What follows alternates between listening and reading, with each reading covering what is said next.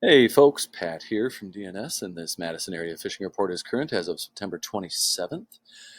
Well, we got a bunch of stuff to talk about here, so let's just get right into her. The line workers folks, I was promoting their fly fishing basic training course that they were offering for several weeks, so a little while back here. They had such a great response to that the class is full. And in fact, Kaylin and Seth, who are certainly great instructors, we're wondering if there's anybody out there who might be interested in helping mentor some of these folks. As they learn to fly fish. There's some younger members in there, so they're meeting tomorrow, Saturday, at the Deer Creek Sports and Conservation Club at 2 p.m. For the next session of their class. And so, if you'd be interested in maybe helping out with the class, learning more about the class, you'd probably learn some stuff yourself.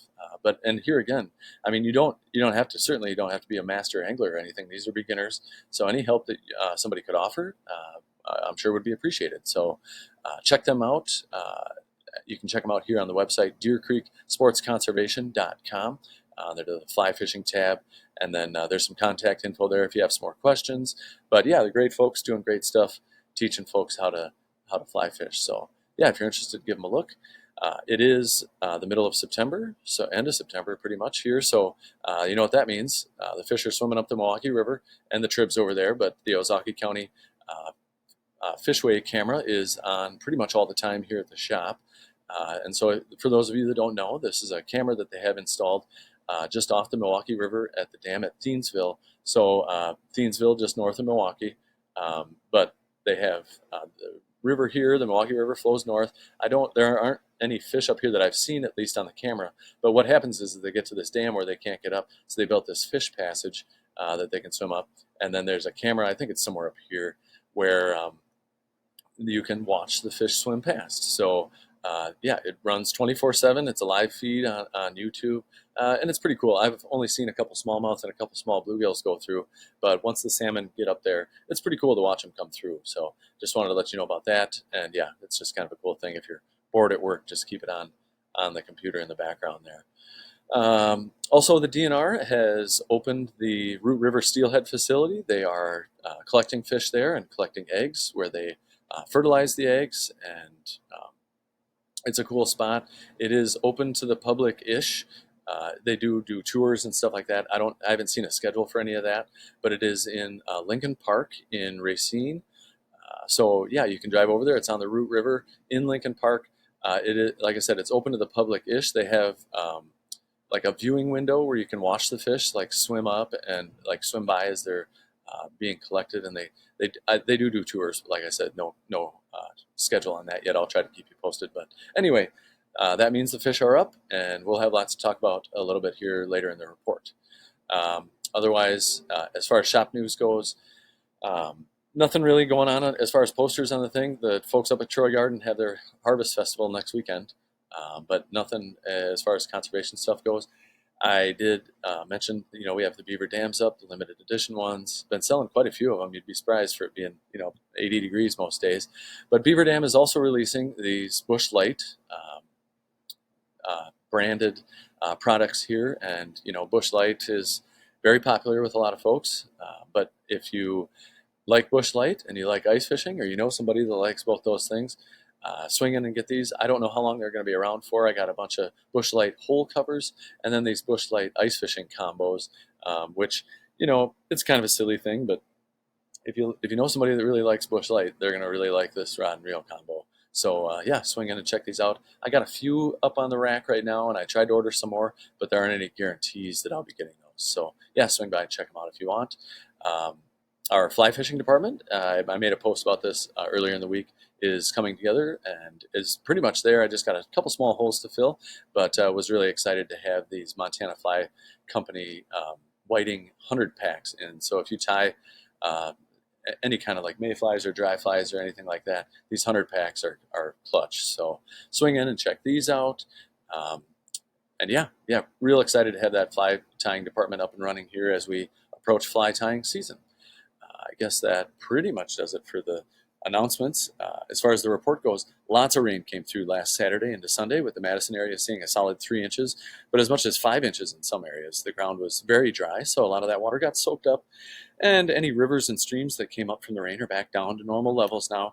The foreseeable future looks gorgeous with no rain in the forecast and temps staying in the 70s all next week. So make sure you get out and enjoy it. Get out there and do some fishing while it lasts. The Mendota buoy site is still down, but I was talking with Noah Humfeld of Madison Angling Guide Service yesterday, and he's been seeing temps right around that 70-degree mark, maybe a little lower, but maybe a little higher in spots. So we'll call it 70 degrees. Noah was also saying the water clarity has been decent around the chain. The rain we got combined with the cooler temps have definitely helped clear up the pea soup conditions that we were dealing with this last week. And while things are still a little green, conditions are vastly improved from where they were last week. Also, haven't heard many complaints about floating weeds around the chain. Just a heads up though, too quick, there is a tournament on Lake Monona launching out of Olin Park over here tomorrow. Saturday, it's the Midwest College Shootout Bass Tournament, and they'll be launching at Olin Park tomorrow morning, and that's about 30 boats, so just a heads up there. As far as report goes, generally around the chain, like I said, with the algae being knocked back, the cooler temps have the fish in a good mood.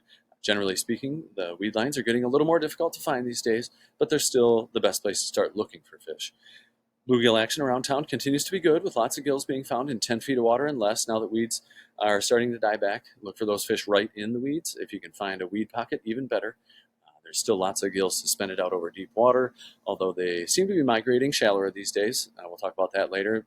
Bluegill bite on the Monona Terrace wall continues to be good, and a small jig, though, tipped with a piece of redworm, spike, or waxworm is really all you need for any gills around the chain. Crappies continue to be elusive, but they're being found here and there on weed edges near structure. The usual evening crappie bite off the Monona Terrace wall hasn't really materialized yet, but no matter where you fish, a crappie minnow or a minnow-shaped plastic on a small jig head is all you really need for those fish. Unfortunately, other than a few reports here and there, I'm still not hearing much in the way of perch around town. Bass have been in a good mood around the chain. Largemouth are up shallow for the most part, and lots of things work well for them this time of year, but with the weeds still being thick in many places, weedless rig plastics, swim jigs are all good options. And of course, the topwater frog bite continues to be great around town. Smallmouth are mostly being found on weed lines, especially near rocky shoreline breaks in 10 to 20 feet of water these days. Although Noah was saying he's been still having great smallmouth action, running paddle tail swim baits over the tops of weeds in rocky areas as shallow as 4 and 6 feet deep, with some walleyes mixed in. So that's interesting. Things are starting to move shallow, getting their fall feed bag on. So speaking of shallow walleyes, in addition to those rocky, weedy areas, the walleyes are being found on mid-lake humps in good numbers in 10 to 20 feet of water, and even deeper on hot, sunny days, but there aren't many of those left, I don't think. Half a nightcrawler or a large fathead on a jig or a drop shot's a good idea for those fish. That's not to say folks aren't getting plenty of fish trolling crankbaits and crawler harnesses, and of course when the walleyes move in shallow at night to feed, jerk baits and swim baits are great options. And if you're me and you're casting from shore at night, why not throw out a lighted bobber with a fathead or a blacktail chub on, and then kind of have all your bases covered there. Been hearing about a couple nice muskie being caught now that things are starting to cool down, and that fishing's only going to improve as the water cools. Noah's been running bucktails and glide baits over the tops of submerged weeds in less than 10 feet of water, and that's been working well for him. I should have put up a picture of the muskie he posted on Instagram. It's a beautiful fish that he got 2 days ago.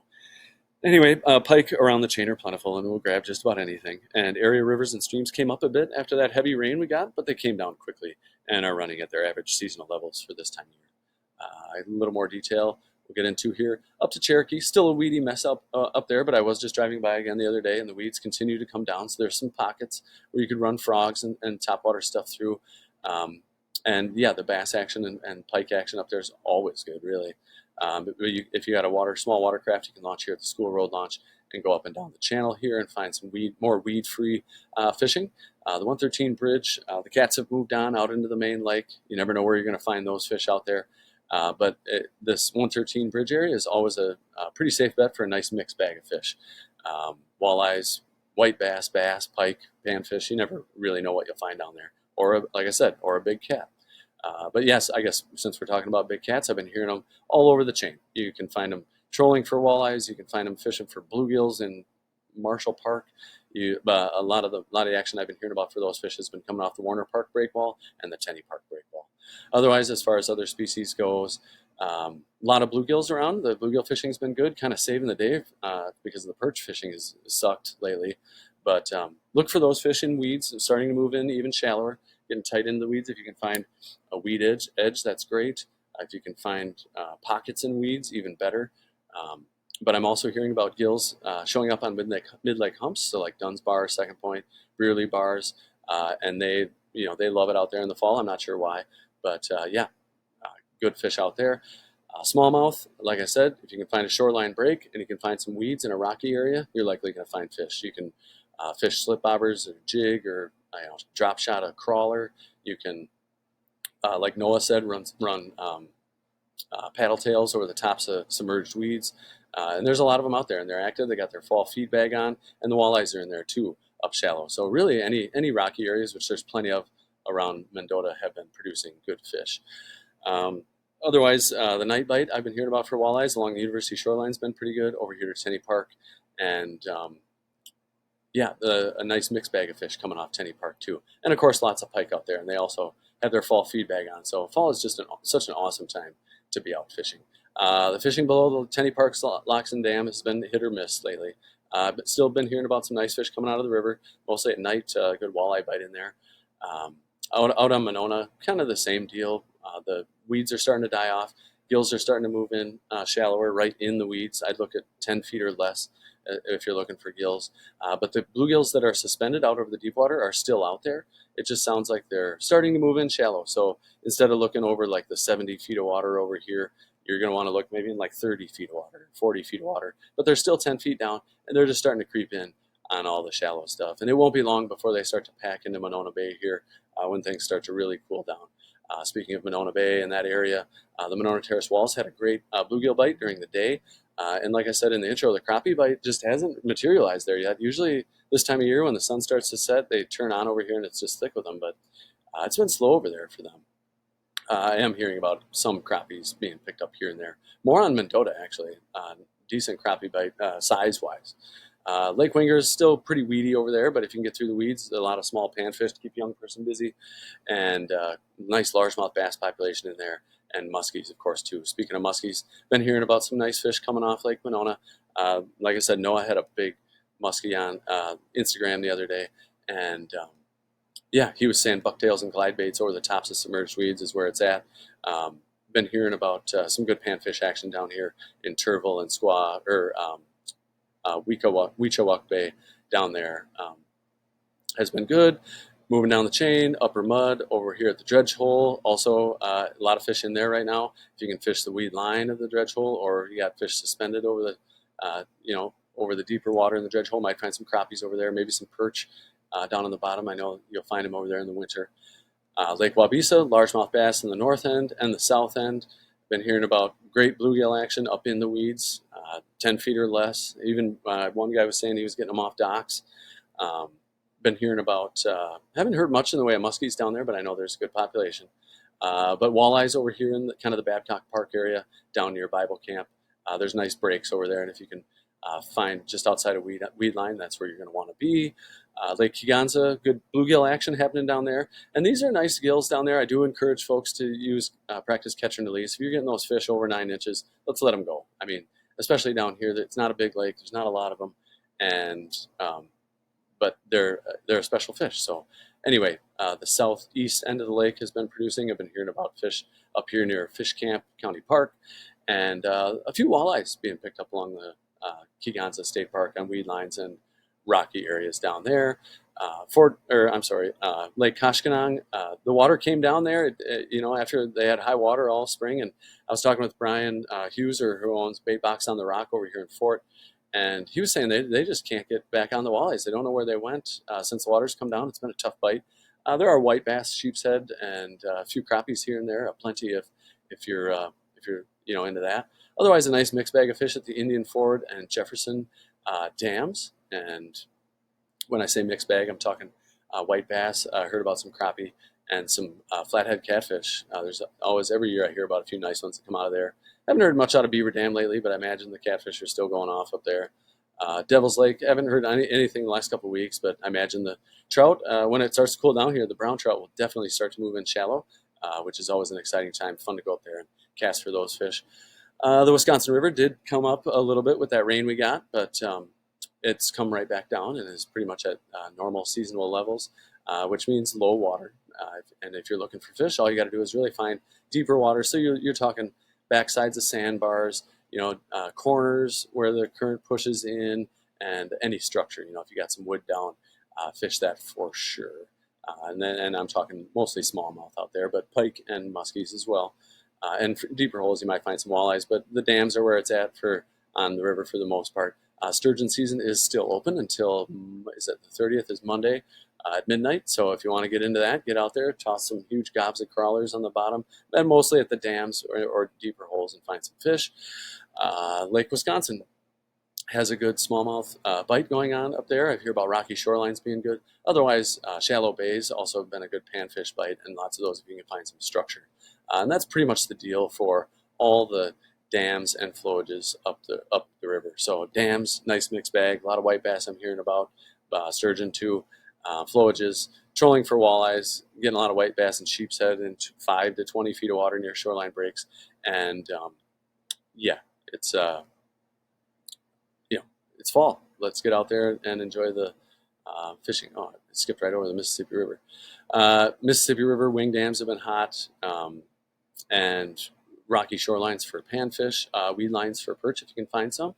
Like I said, the Milwaukee River, it is officially salmon run time, so a lot of those fish are in the harbors, and I am hearing about folks getting them in the harbors, but they are also starting to swim up the river. So, when the DNR opens that Root River facility, there's fish in there. So fish up and down the Milwaukee River. I've heard about fish in Estabrook Park. I've heard about fish at Clutch Park. I haven't heard much above Clutch. I'm sure there's some getting up there. They got the new fish passage at Clutch Park, so they're just able to cruise right up and all the way up to Thiensville and beyond. I think they can get all the way up here to Grafton now. So that's pretty cool. And we'll see if they can actually start spawning, because that would be great. But don't go over there looking for smallmouth and pike for, pretty much the rest of the fall. But yeah, get over there. Stay tuned, for updates on that. I'm sure I'll be talking about it every fishing report till probably the end of October. But that takes us to our Happy Fly Day report. I'm going to talk about some salmon stuff briefly, but it is still hopper season. People are just slaying trout out there with hoppers. I love this hopper right here. It's done very well for me. Was out again the other day and was getting more fish on these. So yeah, swing by the shop, get some. But any hopper is really going to work. Fish some small water. The fish are starting to move up there to spawn. But like I said, the salmon over in Milwaukee, we're going to be talking about some salmon flies and stuff like that the next few weeks. But you can toss, big streamer-looking things. What I like to do is run like a heavier streamer with like a cone head on the front, or these heavier egg-sucking leeches, or even like a big beaded thing maybe a little later in the season when we're looking at brown trout. These Beldar buggers are nice and heavy. And then behind that, I'll run an egg, just maybe a traditional egg, something like this. But we do have beads here too at the shop. So swing by and get stocked up. It's that time of year. Let's go. It's a lot of fun. So I guess that pretty much does it for the report. I do appreciate you hanging in there. This one got a little long, but a lot of stuff to talk about in the fall. It's a great time to be out fishing. Do feel free to call the shop at 241-4225 if you want me to expand on anything here. We're happy to help you out. Do post your comments and catches below. And yeah, get out there and enjoy this weather. It's going to be cold soon. And yeah, you're going to regret not spending these beautiful days out on the water. So good luck out there. Thanks for tuning in. We'll talk to you next week.